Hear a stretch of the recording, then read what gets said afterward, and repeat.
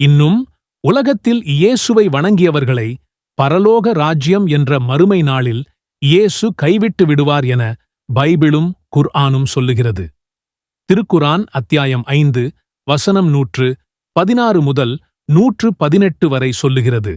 மரியமின் மகன் ஈசாவே, அல்லாஹ்வையன்றி என்னையும் என் தாயாரையும் கடவுள்களாக்கிக் கொள்ளுங்கள் என நீர்தான் மக்களுக்கு கூறினீரா என்று அல்லாஹ் மறுமையில் கேட்கும்போது, நீ தூயவன், எனக்கு தகுதியில்லாத வார்த்தையை நான் கூற உரிமையில்லாதவன். நான் அவ்வாறு கூறியிருந்தால் அதை நீ அறிவாய். எனக்குள் உள்ளதை நீ அறிவாய், உனக்குள் உள்ளதை நான் அறிய மாட்டேன். நீயே மறைவானவற்றை அறிபவன் என்று இயேசு பதிலளிப்பார் என்று குர்ஆன் கூறுகிறது.